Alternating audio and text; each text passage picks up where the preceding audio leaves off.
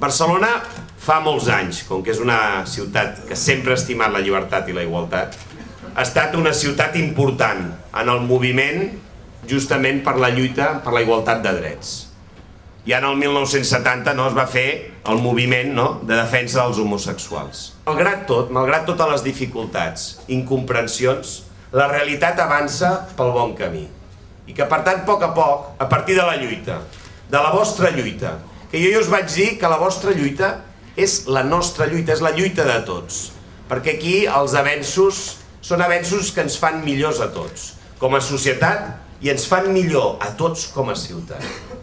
Hi ha hagut canvis legislatius importants.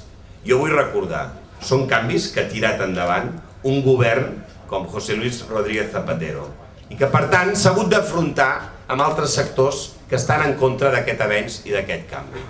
Bé, Barcelona està orgullosa de ser la ciutat que és i en aquests moments és un referent també del moviment gai, lesbià i també transsexual. I nosaltres això ho expressem amb naturalitat.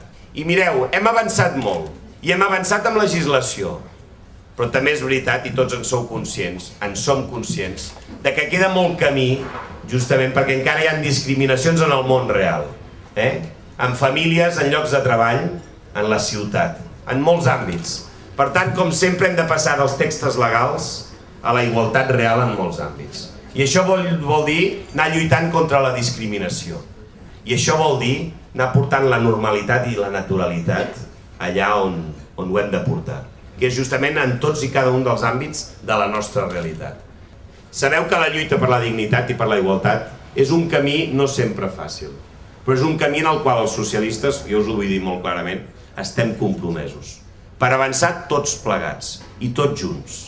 I aquest és el concepte de ciutat que nosaltres volem seguir construint, perquè està en l'essència de Barcelona, el que és una ciutat d'igualtat, de llibertat i certament també de tolerància, però de tolerància no respecte a una cosa que es considera que l'hem de tolerar, no, és la normalitat dels drets de tots i cada un de nosaltres, independentment de la nostra orientació sexual o la que sigui. Aquest és el valor profund dels socialistes i aquest és el valor profund, crec, de la ciutat de Barcelona.